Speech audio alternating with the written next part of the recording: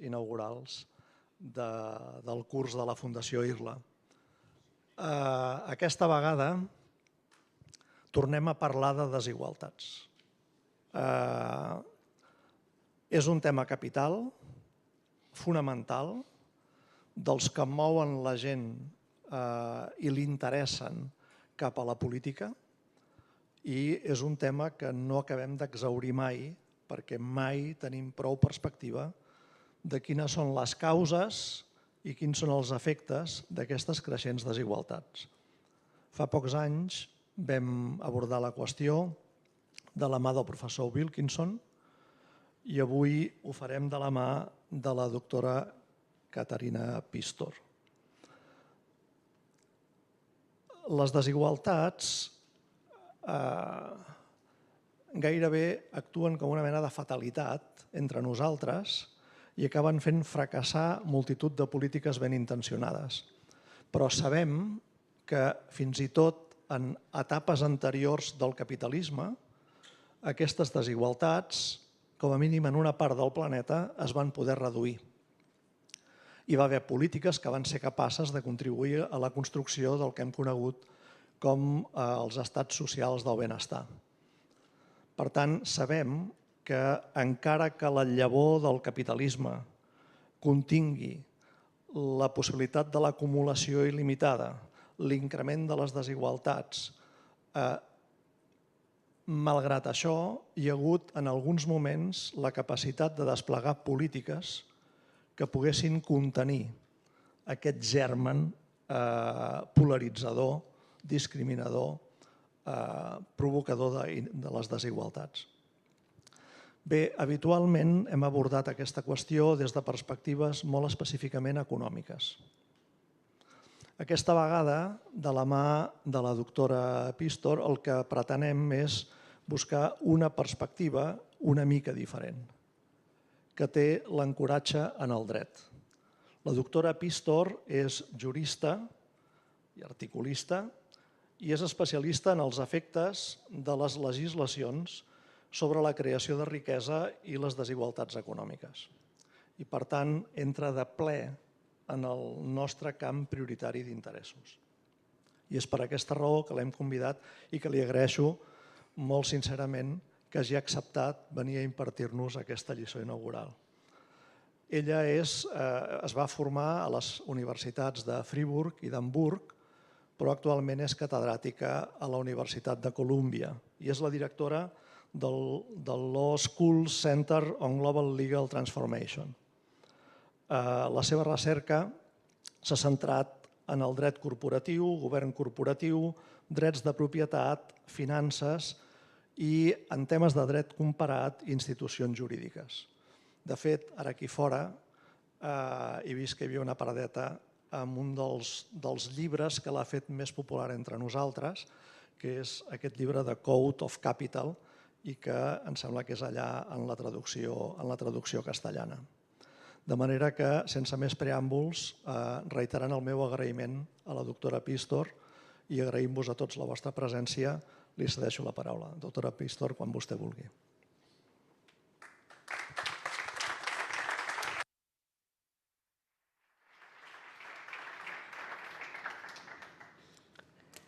Thank you very much for this kind introduction. It's a great honor for me to be here and give this lecture on this day. What I thought I would do is I walk you through the basic arguments of the book, The Code of Capital, how the law creates wealth and inequality.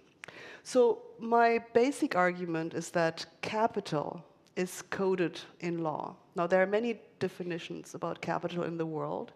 Very often people would say capital is one of the two factors of production, capital and labor.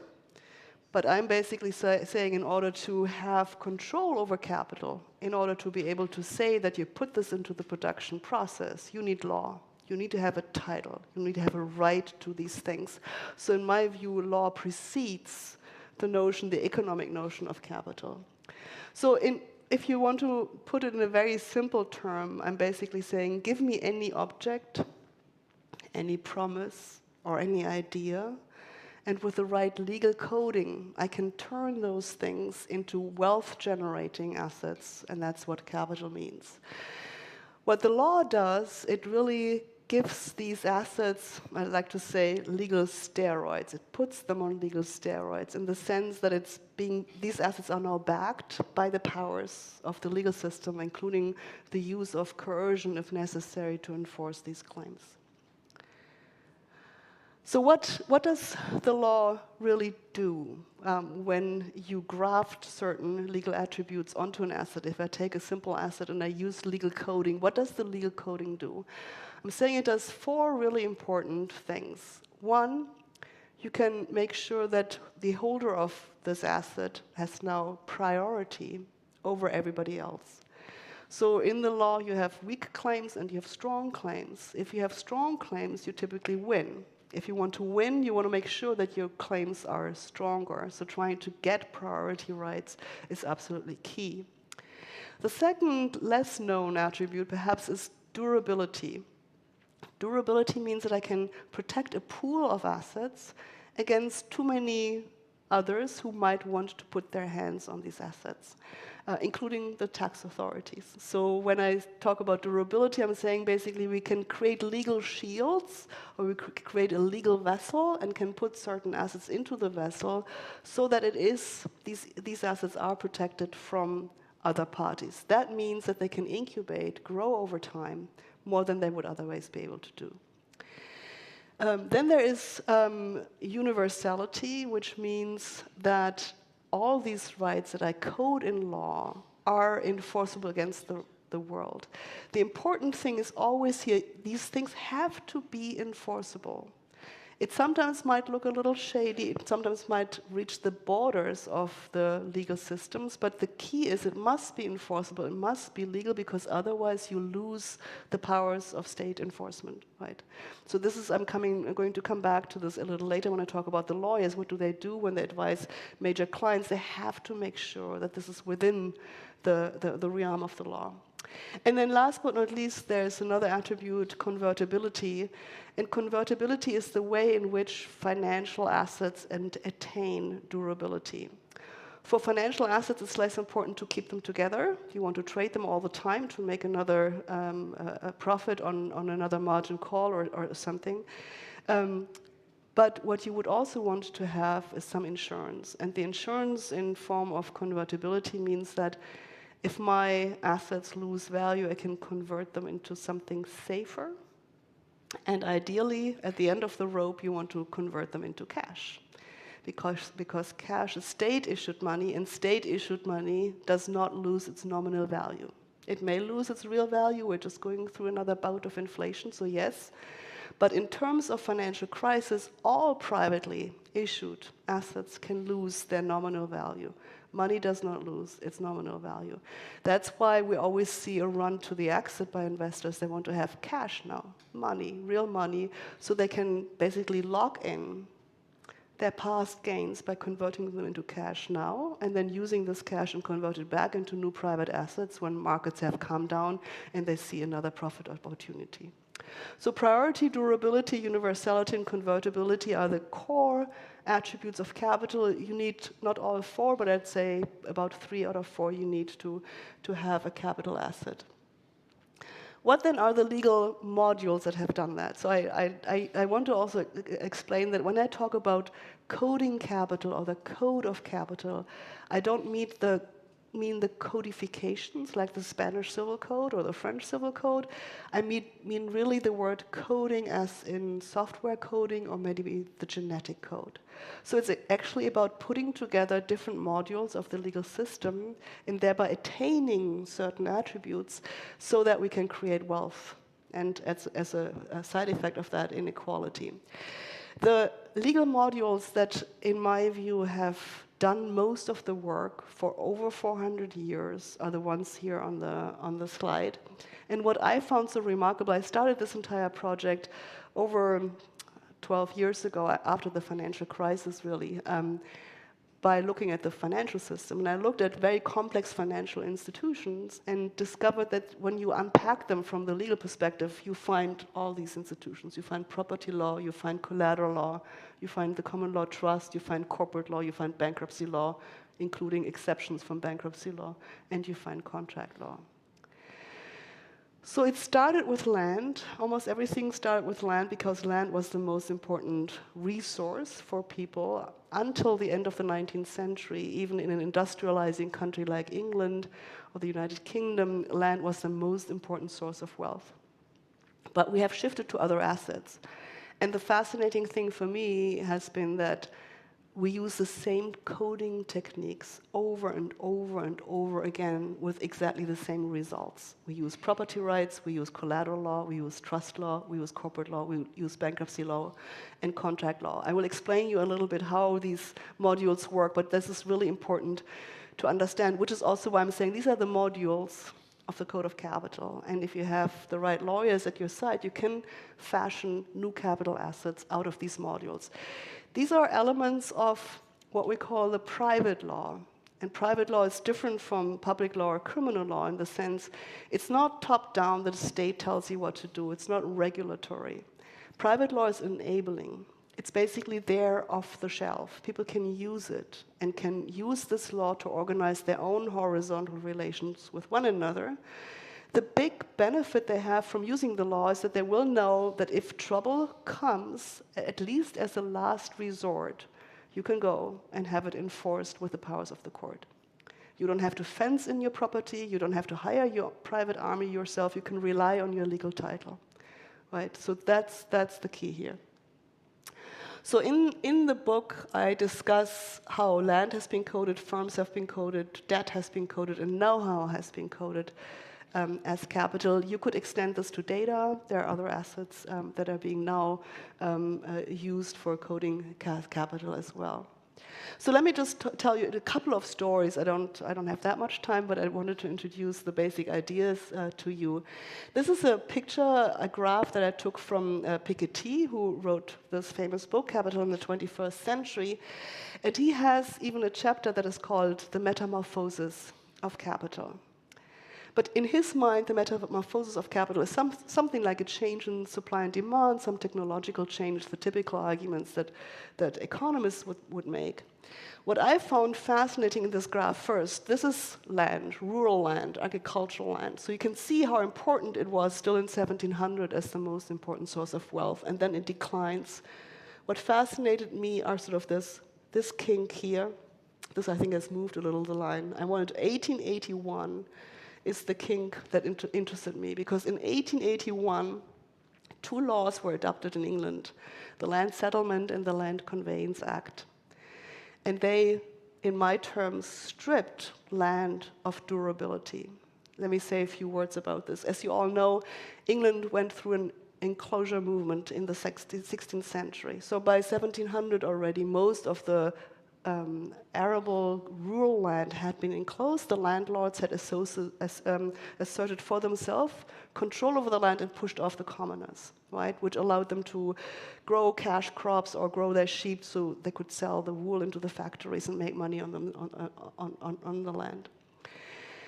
The landlords that had enclosed the land, however, then used the land as a mortgage, as an asset to raise debt finance. Okay, so many of the landlords at some point no longer lived on the land themselves. They had leased it out, but they used also the land as an asset to get access to credit on reasonable terms. Then they learned the hard way that if you give a mortgage over land, you might lose your land again to the creditor, because he might seize the land and push you off the land. So the landlords went to their lawyers, and the lawyers created something that is called the entail. It's like a trust. It basically means we're creating a legal structure that makes it very hard for the creditor to have access to your land. That's the durability attribute I mentioned before. And the construct was basically to say the owner is not really an owner. He only holds the land on behalf of future generations. So he's a life tenant, which means that the creditors cannot ever take the family mansion. They might take at most 50% of the land. Now, of course, this is inefficient in economic terms, if you want, but it lasted a very long time until in the 1870s you got a big crash in the agricultural sector. Why? Because they had repealed the corn laws. Competitive products from North America came to Europe. So England was no longer competitive. They hadn't really invested in the land under these constructs. And at the end of this depression, the landlords also lost the majority in the House of Parliament. And these two acts I mentioned before, the Land Conveyance Act and the Land Settlement Act, were adopted, which basically said, we'll treat the life tenants like an owner, which means creditors can seize the land. More than 20% of land changed hands over a period of 10 years. It was one of the most extreme reallocation of lands, almost of the same size as when the Catholic Church had to part from England at that time. So what I'm saying here is when you look at particular also legal event, you can see a major shift in how particular assets are used. So land, of course, is still owned. You still have property. What the big landed families, and they owned about 80% of the land in England at the time, what they lost at that stage was durability. They could not protect their land forever from their own creditors.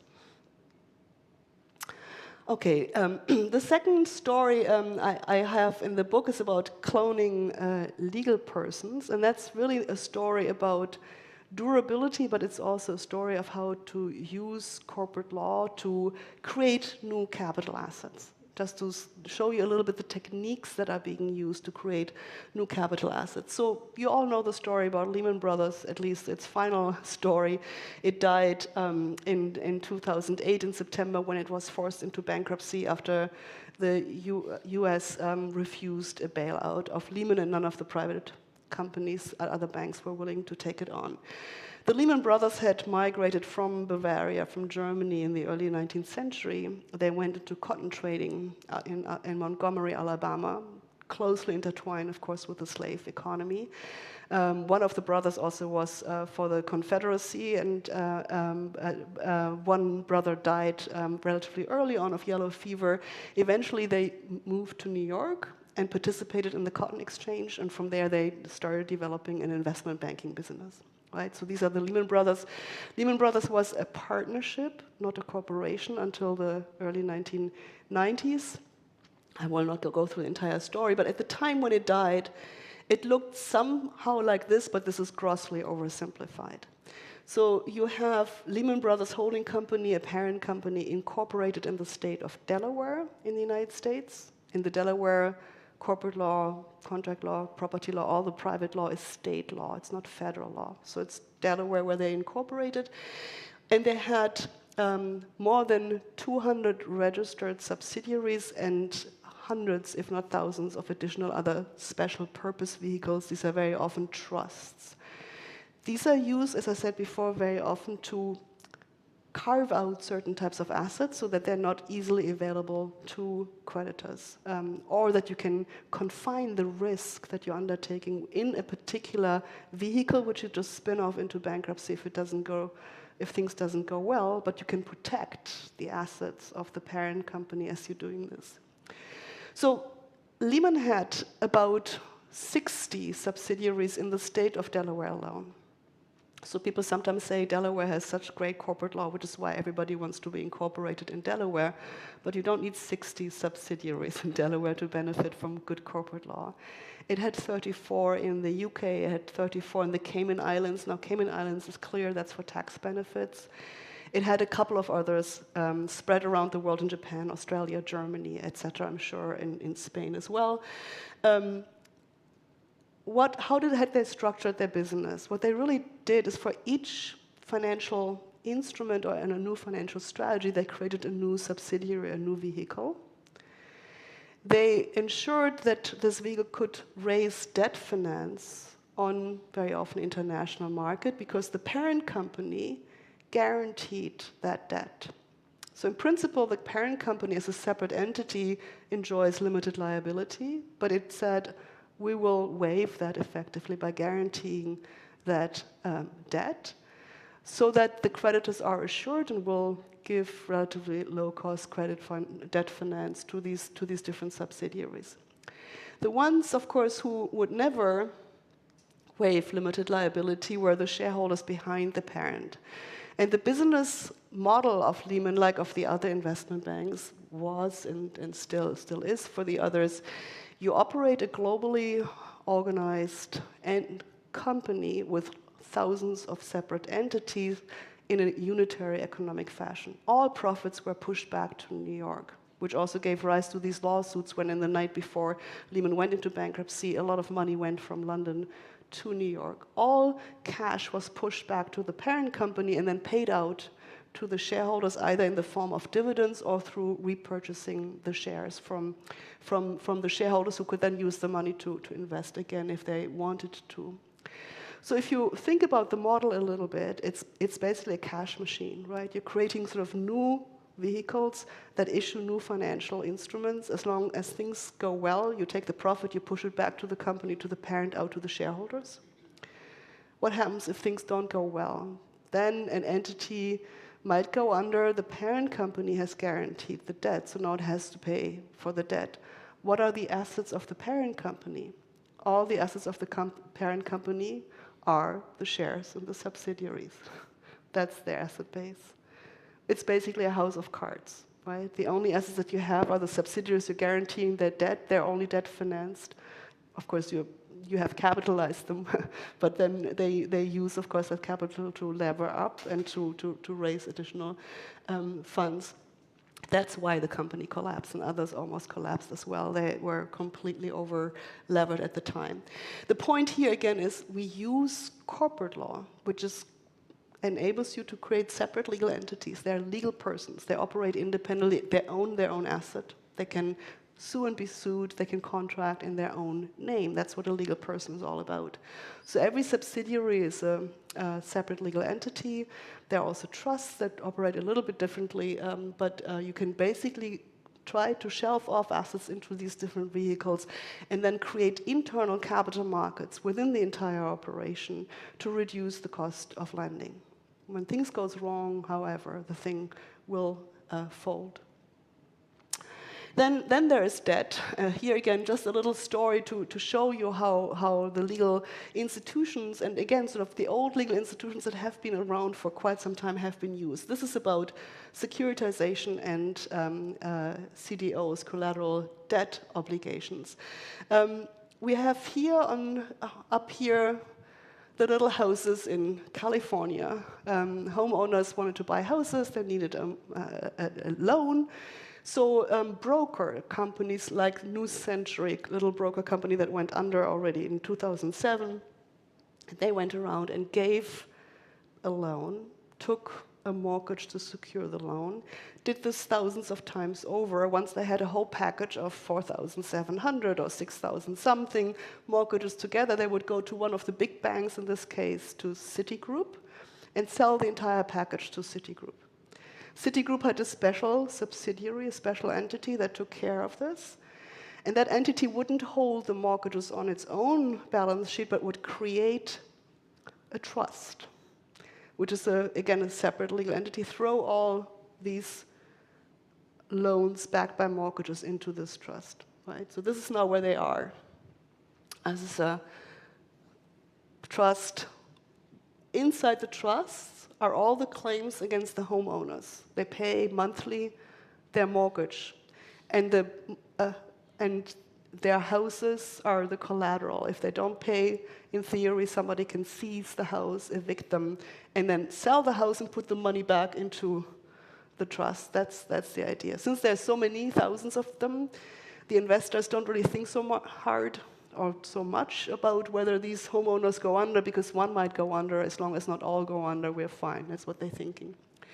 The investors are like to buy assets, these are future cash flows in the trust, because they don't have to think about Citigroup, because the trust is separate from Citigroup, legally separate. So even if Citigroup goes under, the trust is still here. And the trust has highly diversified assets, so they should be fine. When we look inside who actually bought stuff in this trust, we see very different types of entity. We have Fannie Mae, which is a government-sponsored, used to be government-owned, was privately owned but government-sponsored entity, which had been founded in the 1930s to revitalize the mortgage market at that time. We also have the China Investment Corporation, which is a sovereign wealth fund. We have Bayerische Landesbank from Germany, a state-owned bank, but also BNP Paribas. These were the so-called senior investors, so they bought senior tranches. Because what the mortgage industry did, it didn't just give every investor a similar slice, a cross-section of the cash flows from the trust, but said we can actually cut this up, we can tranche it, as the French trancher verb trancher says. We can give some a very secure interest, right? You will always get the money first, and you will always face the losses last. And we can give some junior holders, I haven't pictured them here, but some junior holders, the highly risky one, they get higher yields, but they also will always face the losses first and get the cash last that comes in. The real problem with this industry, so you're basically creating a machine by which you get these mortgages, you put them in the trust, you find investors who buy the stuff.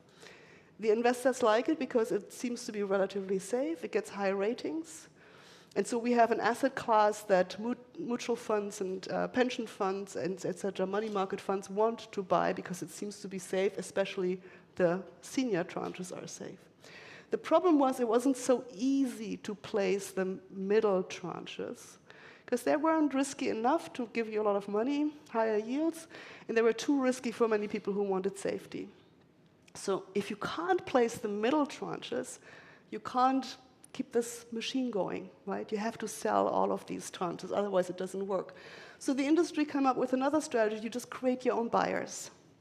You create your own buyers by having a sponsor who sets up another vehicle, another limited liability company, this time in the Cayman Islands, so you get tax benefit. That vehicle buys only median tranches, not only in one securitization object, but in hundreds of them, promising that because it's so well diversified, that won't go under. So we even have rating agencies that say some of the tranches can be AAA, AA at least, again. And then you're selling the future cash flows from all these mezzanine tranches to investors who are buying into that.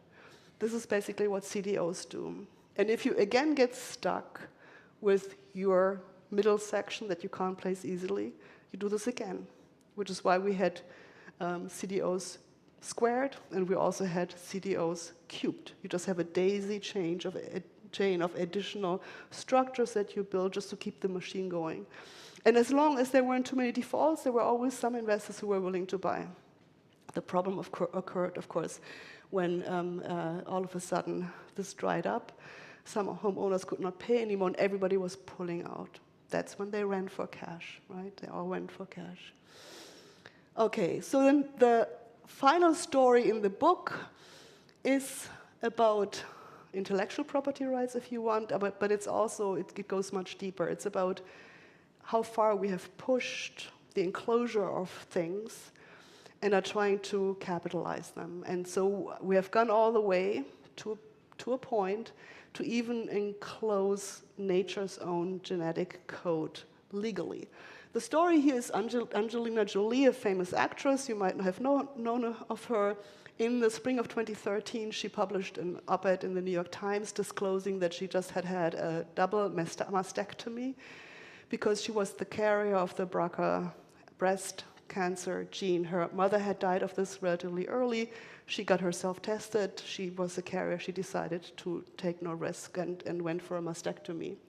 She also mentioned in this op-ed that the Supreme Court of the United States was hearing a case about a patent that had been created over the BRCA breast cancer gene. She had to pay $3,000 for the test.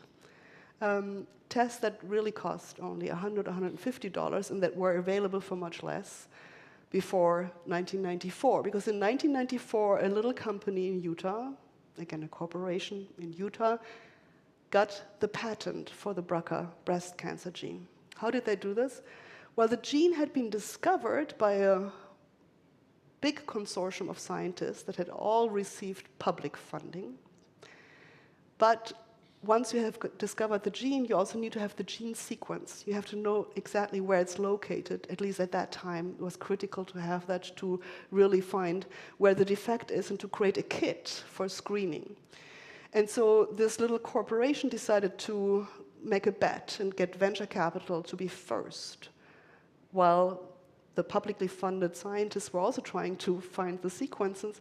In the end, Myriad won the battle, and they went to the US Patent Office and they patented that gene, with the effect that they prohibited all doctors and scientists to offer alternative kits in hospitals.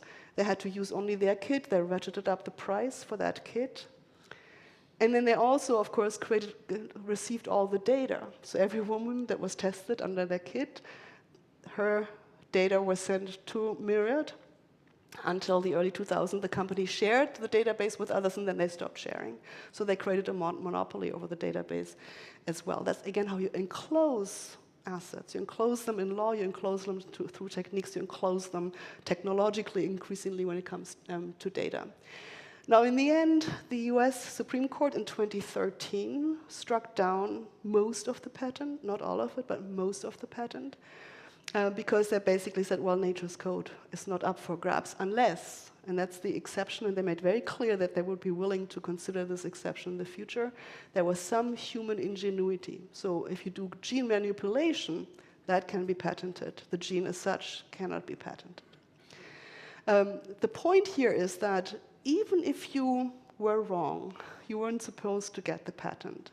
For 20 years, you can make enormous amounts of money on simply having been a first mover and having received the patent and defended yourself against that in court. So this went through several instances, all the way to the Supreme Court eventually.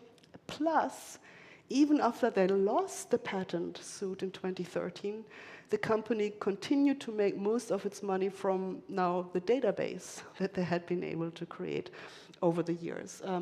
So that's essentially how the coding of capital works, right? You use the law, which is a social resource, to enclose assets, use the law to defend these assets against others, and recoup the private benefits for yourself. So the power of the law lies, in my view, very much, and I said this earlier already, in the ability to use the social resources and also use the state's coercive powers. Max Weber and many others have argued that the nation state really symbolizes the centralization of the means of coercion. But what we also have created is a legal system that allows highly decentralized access to the means of coercion by the way of litigation, by the way of simply asserting a claim and then forcing others to take an action against you first because you claim actually it is legal. If you want to challenge me, go to court, right? And I do think of the legal system very much of the specific way in which we have institutionalized control over the means of coercion. Now, I said before, what I'm interested in this book in particular is the private law, it's the property law, contract law, etc. Not so much public law in the criminal sense or public law, and I think it's important to realize that this private law part is essentially for the organization of our economy, also essential for the organization of private power over others.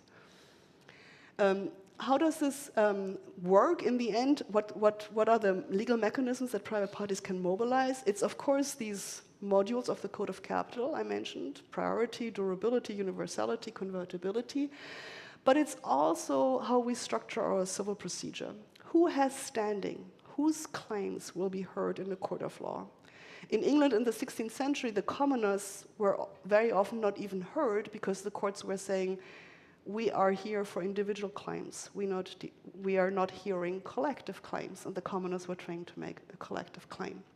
If you go into the details of civil procedure law, you will find enormous obstacles sometimes for people to be able to mobilize the law. Now, we always say everybody's equal before the law, but when you look into the details, it matters a lot what kind of claims you're trying to bring under what conditions. And of course, what kind of claims, who, as an individual who has standing, the fact that legal persons have standing, what kind of claims you want to bring, and then what kind of remedies you're getting will also have an impact on the incentives for people to actually mobilize the legal system for their own purposes. I want to make just another really important point is that people very often think that law is static. So we allocate property rights, and then the market allocates the goods within the constraints that the property rights order has created.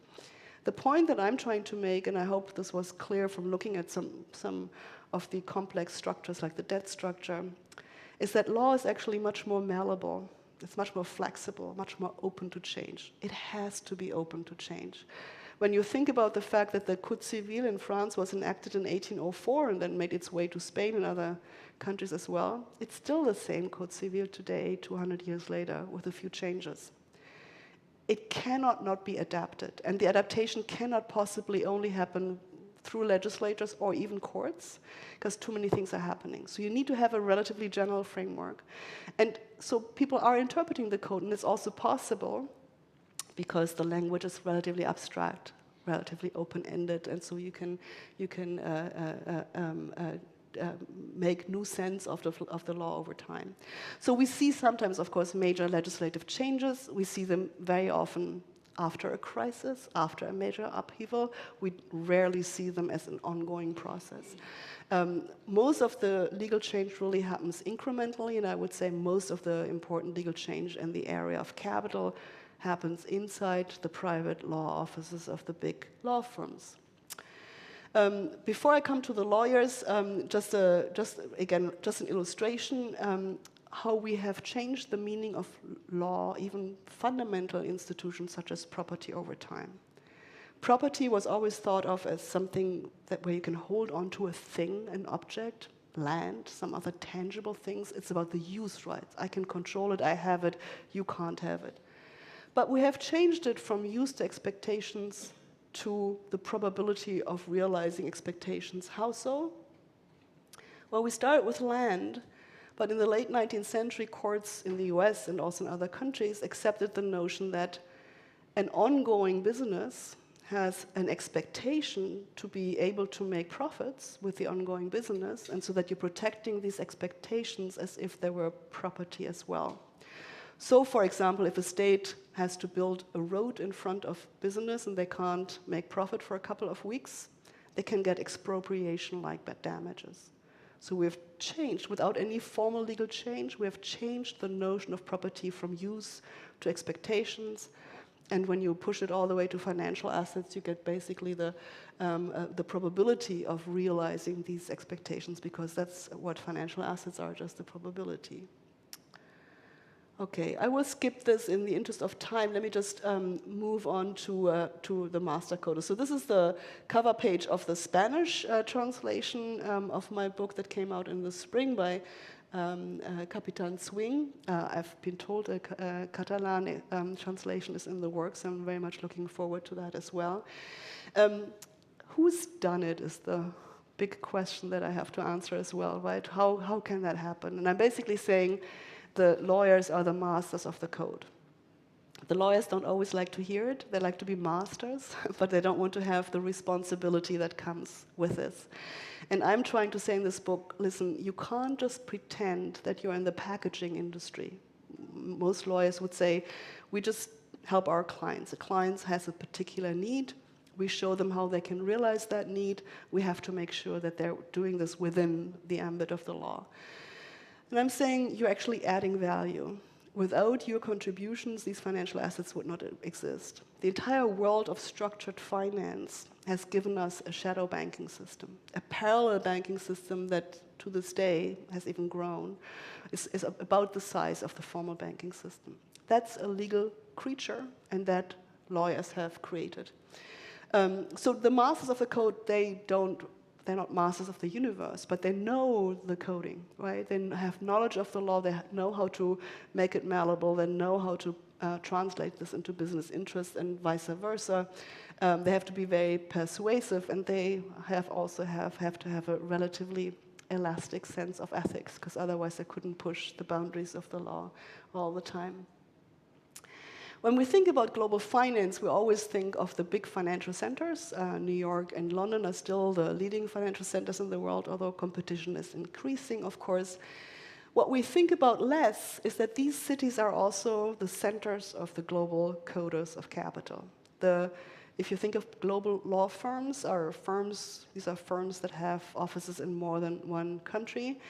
Most of the top 100 global law firms come from either London or New York.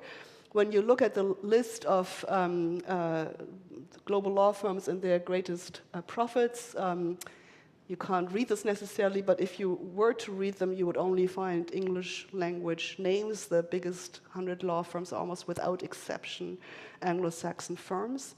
They have merged, you know this from Spain as well. They have, since the 1990s, they have merged with continental firms, for example. They have captured about a half or 2/3 of critical markets for merger and acquisition and capital markets laws in these countries as well. And they've brought the techniques, of course, with them. On top of that, my own school, I do this myself. I teach corporate law. I have 1/3 of LLM students, Master of Law students, who come to New York and want to learn American law. They learn it there, they come back, and they transpose it into local law. I have an additional chapter, which I will skip here in the book as well, where I ask the question whether there could be a different type of code that might replace the legal code, and that's, of course, the digital code. I'm working on a follow-up project on this as well, so stay tuned. I just want to allude to this, that I haven't completely forgotten about this, but in the book I talk mostly about cryptocurrencies. If you have questions about this, I'm happy to come back to this in the Q&A. The final thing I just want to come to now is how do we square a system that empowers private actors to use the law for the creation of private wealth with the notion that we want to live in democracies and basically govern ourselves by law, because that's what we do. That's what democracies are all about. We take a constitution, we use legislation, we appoint judges, because in highly complex societies, we need some other means beyond our social norms to govern ourselves. Anonymous markets would not work without the law. So how do we square this with the notion of democracy? And I think there's a fundamental tension here, and the tension comes from, on the one hand, allowing people to mobilize a social resource, primarily for private wealth, and then defend this wealth with a social resource against everybody else. It also comes with something that we have expanded a lot over the last couple of years, and that is the ability of those who have the best resources to pick and choose the laws by which they wish to be governed. If we all did this, obviously we couldn't live together in a society anymore, but we have what we call in English choice of law rules or conflict of law rules. The European term is international private law, which means that you can decide that even if you do your business here in Catalonia, you could have your contracts governed by Swiss law, or you can be incorporated in Luxembourg or the Cayman Island or Cyprus. So you're treated as a Cypriotic corporation, but you do most of your business here. Doesn't free you from all the law, but does free you from the corporate law, the local corporate law, and the local tax law that applies to corporations. So we have expanded this a lot, and that, of course, has multiplied the abilities of lawyers to help capital holders code capital. All that, I think, is in tension with our ideas of self-governance. So what I'm discussing at the end of the book are different strategies to roll back the extent to which private coding can happen at the expense of the rest of us. Thank you very much.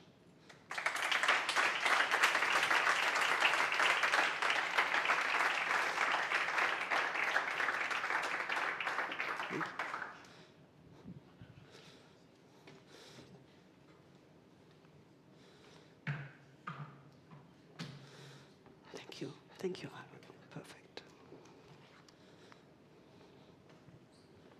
Bé, ara, si us sembla, farem un torn de preguntes o d'intervencions. Per ser àgils, si a la doctora Pistor li sembla bé, el que faríem seria agrupar les preguntes i, si n'hi ha moltes, faríem un parell de torns, si us sembla bé. Per tant, quan vulgueu, si de cas primer demaneu paraules i quan veiem els que som, organitzem. Aquí n'hi ha una, dues, tres. Si us sembla, fem aquestes tres i després podríem fer, en qualsevol cas, una segona ronda. Si us podeu presentar a l'iniciar la intervenció. Yeah, my name is Jael Keral, and I teach here at the Law Faculty, Legal and Political Philosophy. So thanks for the talk, really fascinating, also very complex in some parts. But what I got from your stories, especially the second and the third, so the impression that one gets, maybe it's my own bias, but that the way in which we use the law to create wealth, capital, it's bad. So you get the flair that you didn't use many adjectives, but at least from my side, I was like, wow, this is really, there's something wrong here. And what I want to know is, what I miss, and I understand maybe this is not what you want to convey in your book, but there is another way of looking at this issue that says, well, like people, for example, like institutional economists like Acemoglu, for example, they put a lot of emphasis on how contract law and property rights are necessary to ensure the sort of like the economic prosperity. And in the book, Why Nations Fail, they basically tell the stories that the nations that manage to have stable property rights and sophisticated contract laws are the nations that are more prosperous and sort of like lifted up people from poverty. And there is other people like, for example, Hernando de Soto, that says, well, the problem with poor people in poor countries, or one of the problems, is precisely that they don't have formal titles, they don't have property rights over what they hold, and that sort of like keeps them poor. So there is this sort of like more positive way at looking at the way in which we use the law to create capital, and I wanted to hear your thoughts about this other story. Gràcies. Shall I? Yeah, I'm happy to answer directly, so thank you for this question. I'm of course familiar with these writings and with the argument, and I think you could have even gone a step further from political philosophy. You know, their rights are freedom, right? Property rights is a way to for self-authorship. People like Hanoch Dagan or others would say. I think there's truth in that, but I think there's also truth in what I'm saying. So I think these private law institutions are enormously empowering. And we have pushed their interpretation and their use to a point where people really think that they can do with them whatever they wish, no matter what the externalities for society are. The way they have been constructed, they're disembedded from society because they're relatively abstract. And the ideology also of natural law or subjective rights says, these are my rights and I can use them. They have produced enormous prosperity, but I'm saying through that they also have created not only inequality in measurable ways, but also structural inequality, because you must have access to these techniques. I'm not saying abolish private property, I'm not saying socialize everything. What I would like to have is a market economy with fewer legal steroids. So I think we have pushed the boundaries too far. So if you say private property is something, yes, everybody should have some private property. Well, let's make sure that everybody has some property for use and enjoyment. Wonderful. Should we also declare every new asset that is being created and that also pushes the risk of the financial system to the extreme, that this should get the same property rights protection as, let's say, land has had in the old days? You know, that's really the question. I think the ideology behind property rights and contracts has pushed that, and I think the lawyers and their clients, of course, have taken advantage of that. The interesting story for me is why the courts have always gone along and why the legislators haven't come back. So there's a political economy story here, but I think that the extremes is what worries me, but I also think the logic of the system we have set up pushes us towards these extremes, and we have to realize that.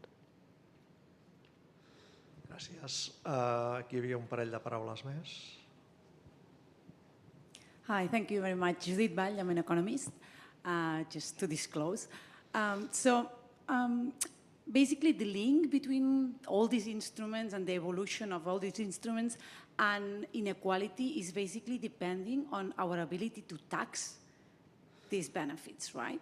So I'm changing the perspective and saying, okay, maybe the problem is that us as a society or governments are not able to tax these benefits, because if we would be able to tax them, then that's fine. No, we can foster redistribution, either direct transfers to poor people, or indirectly building universality in education, healthcare, and then we're fine. We don't need to modify all these things. So I don't know, you haven't talked about the tax system, but should we put more emphasis on this other side, like extracting, the fair share of these rents to redistribute to the other parts of the society? Yeah, thank you for this question. So I have this debate also with people like Thomas Piketty, because he thinks it's all about taxation. And I have two things to say about this. First of all, taxes were the first claims on property on which the lawyers honed their skills to code capital. So the trusts that I briefly mentioned and its predecessor, the use, were created to evade taxes. So trusts today are the most prominent vehicle to evade taxes. The ability to go to the Cayman Islands, these are all the legal modules that I mentioned, is all to get around taxes. Now, I agree with Zuckman and others that this shouldn't prevent us from taxing. We can still capture quite a bit. More importantly, perhaps, is the second argument is, I think it's not only about redistribution, but it's about pre-distribution. It's about the creation of wealth that is then claimed as mine, and then taxation is you taking something from me that belongs to me. And the point I want to make is what you have is the product of our legal order. So the claim that this is just mine, and we know how much people are willing to fight against any kind of taxation, right? It's changing now, I think, in the public sentiment, but we'll see what happens. But I think if we don't realize that the wealth that is created is the product of some decisions, we haven't collectively decided this, but the way our legal system has evolved is that we use the social resource primarily to create private wealth, and the outcome has been an enormous uneven distribution of wealth. And then just to rely on ex post redistribution, I think, is politically not wise, and I think it's also fundamentally unfair. It's an abuse of the legal system ex ante.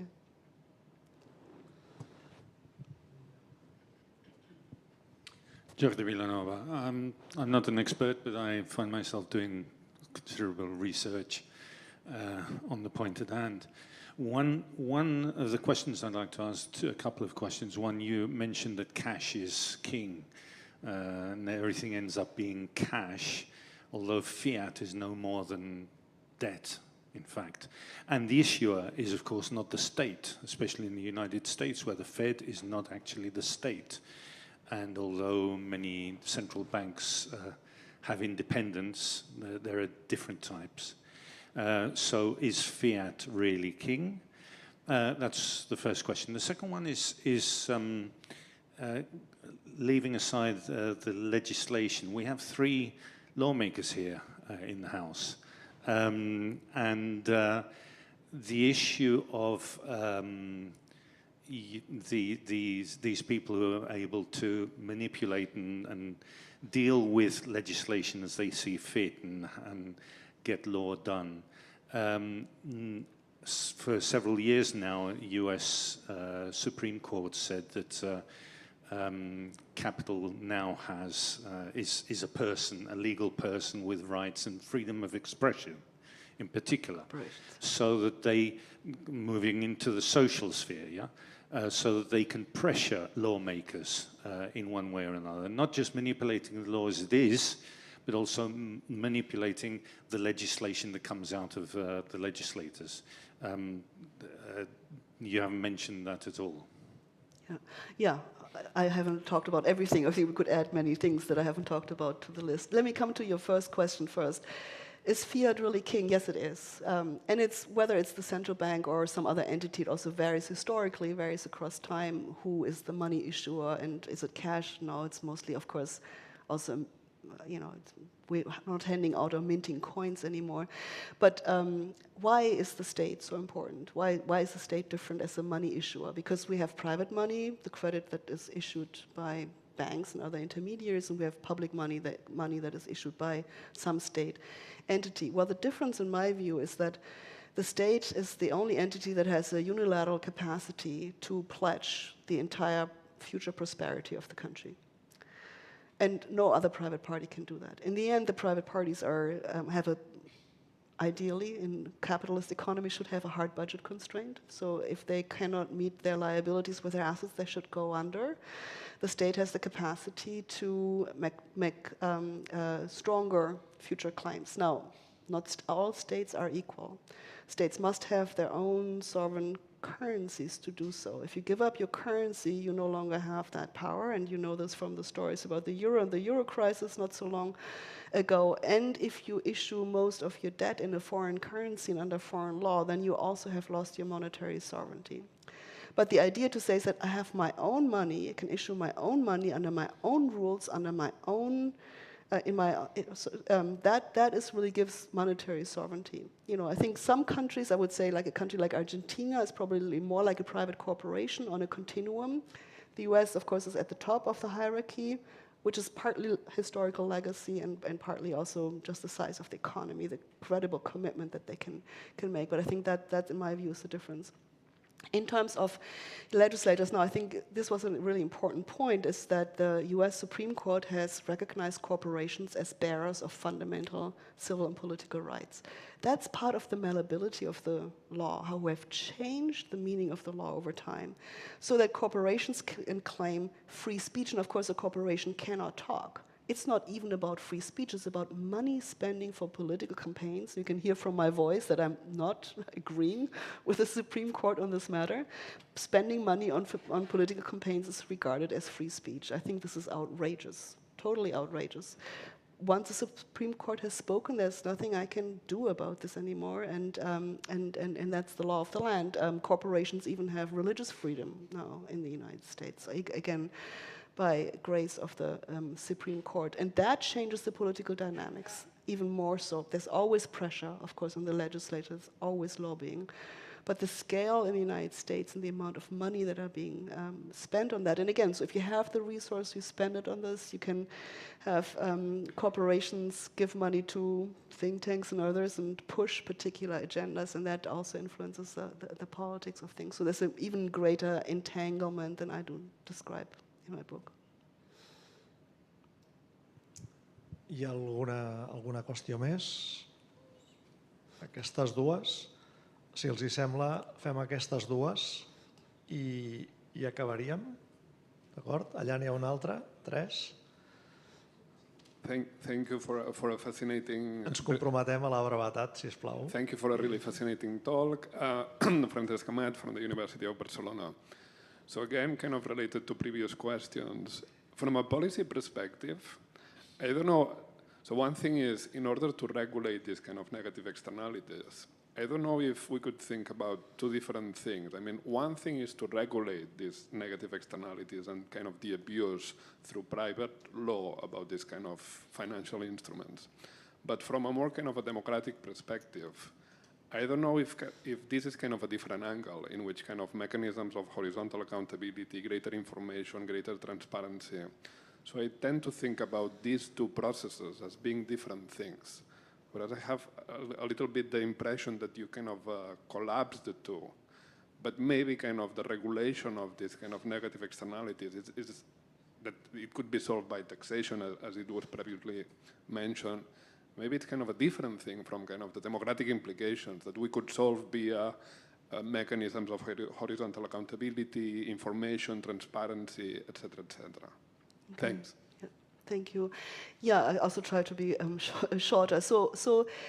The problem with regulation, we've always tried regulation a lot, and it also works. It always works only for a time. So in a follow-up book project, I'm actually asking myself the question, why is it that a system that is coded in law, as I argue, in the Code of Capital, is so resilient against legal governance?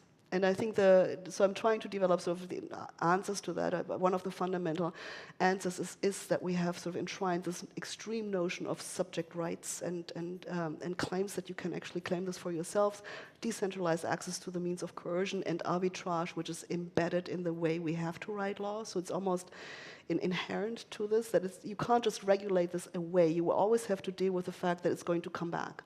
So unless you have a governance mechanism that keeps up to date and adjusts permanently to the changes that happen on the ground, we will have to face this problem, so we can't regulate it as well. Transparency and democracy work to a point, but we also have to realize that in a global system, where we have, as I mentioned, we have the big financial centers. It's New York and London. Most of the financially traded assets are under English law or New York law. It's also true for most of the sovereign debt that is not issued under your own law. It will be English or so that you don't even have control over the laws that govern much of the globally traded capital. So if we want to make a global system, we can't only use the current political institutions that we have, but we have to think about recognizing, enforcing them, and lending the state's powers to these instruments. I think that's the lever. Yeah, thank you. Very briefly, my name is Josep. I'm a moral political philosopher who works here. So I wanted to push you a bit further about your normative views. So it seems to me clear that you are dissatisfied with the current code of capital. And I wanted to, so I see like this can lead to a moderate view which could be capital needs to be recodified in a way that is more compatible with democracy. Then in a more radical view would be there are certain assets which should be totally decodified as capital. They should no longer be treated as wealth-generating assets. And I was wondering if you share in part at least this more radical view that there are certain assets we should totally decodified as capital. And if so, if you could give us some examples about this. And perhaps some successful stories about humans totally decodifying certain assets as capital. Thank you. Yeah, it's a good question. It's very hard to exclude assets from coding capital, and I think this goes back to the problem that we've had since Roman times of saying there's certain goods and resources, the jus commune, that shall not be appropriated. Right? That was we had basically either private goods or goods that could be appropriated, and then goods that shall not be appropriated. The goods that can be appropriated are wild animals, right? You can appropriate that by catching them. You shoot them, and then these are your animals. You privatize them in this fashion, or other assets can be privatized. But there should also be always goods that shall not be appropriated. We've never been able to really defend this in a major way. We should, try to protect our climate from not only externalities. I don't think necessarily that the idea to now capitalize climate and will save us, because it's the same mechanism that has brought us the mess that we're currently in. But it's very hard to find good mechanisms to say successfully we can exclude certain assets from this kind of coding of capital. Capitalism's own logic is to find always new assets. Data is the latest frontier, right? All of us are currently being harvested for appropriation of and extraction of surplus. That's just the way it works. In my book, I'm taking a more reformist strategy. There is no silver bullet to change the system. I think any attempt to attack it outright will fail because of the political economy of it. So I'm basically trying to be a bit more subversive to say there are a number of things we could do that would destabilize the way it currently works. And I would start with things like the extent to which we have allowed the picking and choosing of different legal systems. Why should you be able to do this? Why should I have to allow this? That you can pick English law for your corporation, issue assets under English law, then you even have property rights law, but you do everything in Spain. That doesn't have to be this way. Same with dispute resolution, the extent to which private arbitration is used by digital platforms and others. People don't use this. They don't dispute because they don't know what the outcome is. So basically, you're stripping them of their legal rights. So I would basically start with a couple of tangible things. I would mostly work on the question, who has access to the means of coercion, under what conditions? Because if you say it's not enforceable, then you have a problem. I think even like gradual or very sort of pointillistic kind of intervention could have major implications and probably could be more effective than just trying to carve out entire asset classes and do everything here, but you can't touch this. This won't work. I think we have to bring this system under stronger constraints as such. Okay, thank you so much for your thoughts and for sharing these excellent comments. My name is Julian. I am a lawyer. I'm also a PhD student here. I'm researching about compliance in sustainability. So my question is related to this word sustainability. I think that your perspective is very contractual. It's based on the duties and rights between the parties to engage between them. But sometimes the another position is not from the contractual perspective, it's from the institutional perspective. For example, related to the sustainability, the social function of the companies, for example. And now, currently, we are living in a big movement related to the stakeholders capitalism or stakeholders theory. And for example, this theory implies that in one contract that is between two parties, maybe it's important to think into another party. So it's not just contractual. And let me just finish with one example, very short, that is related to the rights of the nature.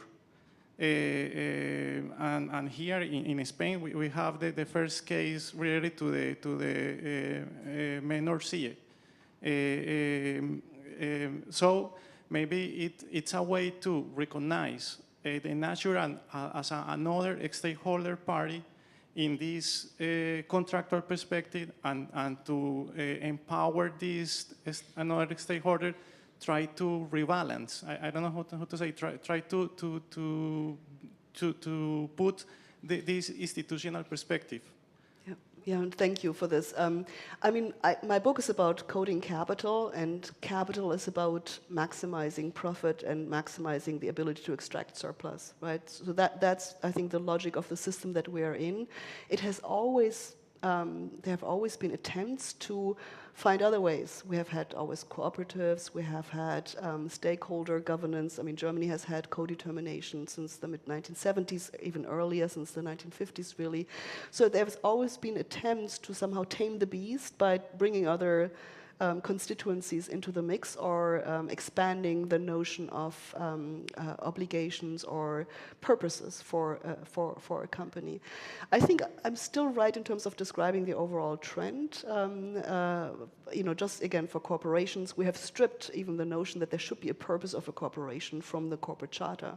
It used to be the case that you would have to devote the company to a particular purpose, and that's no longer the case, hasn't been for over a century.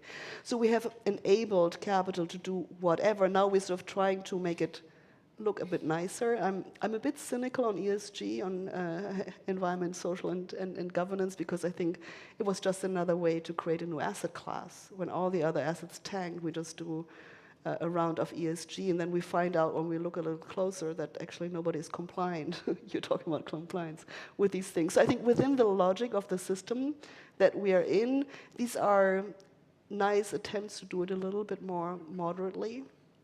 I'm not sure that they will succeed in transforming the entire system, but I hope I'm wrong on this one. L'última, sisplau. Thank you very much for your... Escolteu, n'hi ha un altre aquí. Two more. Yeah? Okay. I amb la resposta acabaríem. I will try to be quick. Thank you very much for your clarifying conference. I really appreciate the way in which you managed to explain how capitalist property rights are not competing equally between each other, but rather the contrary. They are legally covered by corporative shields and medieval privileges by which they can guarantee their own existence and grow. But I got a theoretical concern about the notion of capital that you use in the book, because I think the book is not only about empirical description or theoretical descriptions of how it works. It also has the idea of define capital as well in a new way, to say in a way. And from my point of view, what I miss in this concept is the notion of labor. And I was remembering when Piketty published its famous first book, there were some interesting critics coming out. I remember one from Yanis Varoufakis, the ex-minister from Greece, in which Varoufakis criticized that the notion of capital by Piketty was a bit fuzzy, too wide, because it mixed productive assets with, for example, private collections of paintings and other stuff like that. So I think it's not only about protect certain assets with legal tools, it's also about to capture the dynamics of capital, and there is no dynamics of capital without appropriation of surplus labor. And I don't know, I was wondering, what do you think about including something related with work in the notion of capital? Thank you.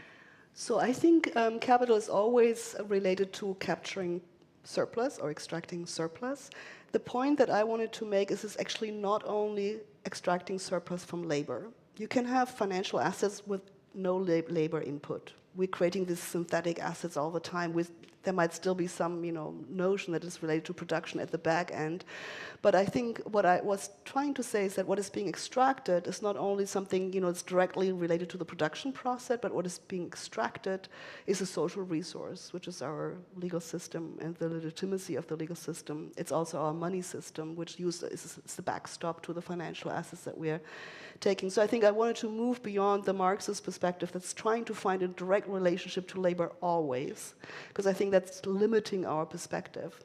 I think there is another book to be written. I'm not sure I'm going to write it, but you can show that the organization of labor changes at every step of capital development along the way. Think of all the sort of the gig economy of freelancers. They're no longer employees, they're all freelancers, right? That's also a particular way of organizing labor in a financialized economy of ours. So there's a parallel story here, but I don't think capital alone depends only on labor for extracting surplus. Also, but not only.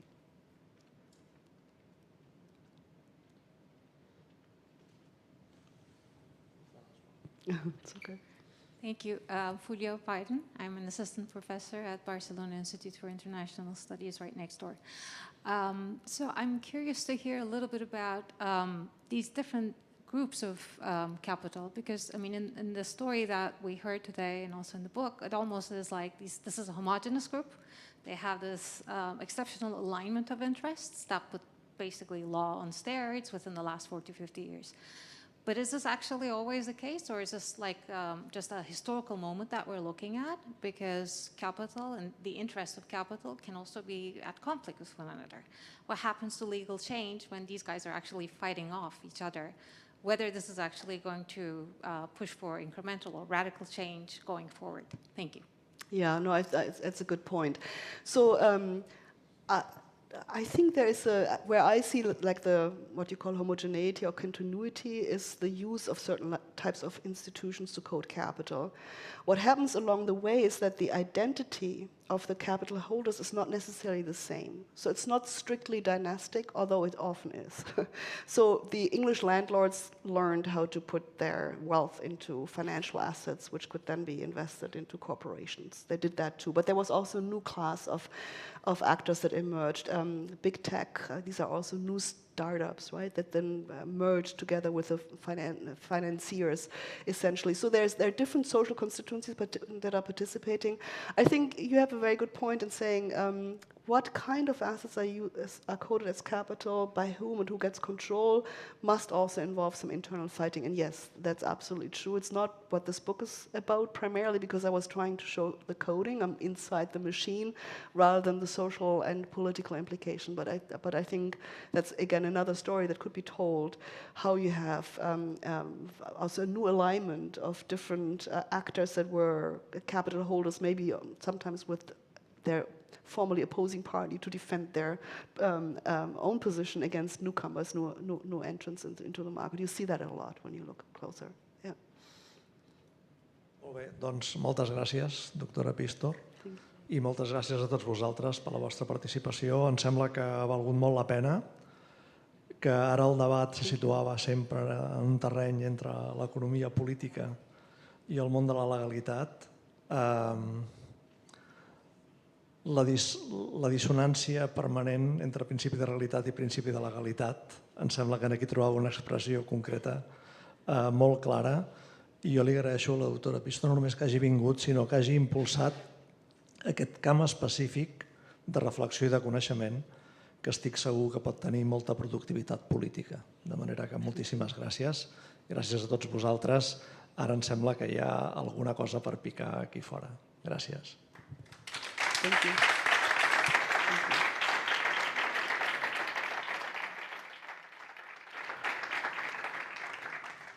Thank you.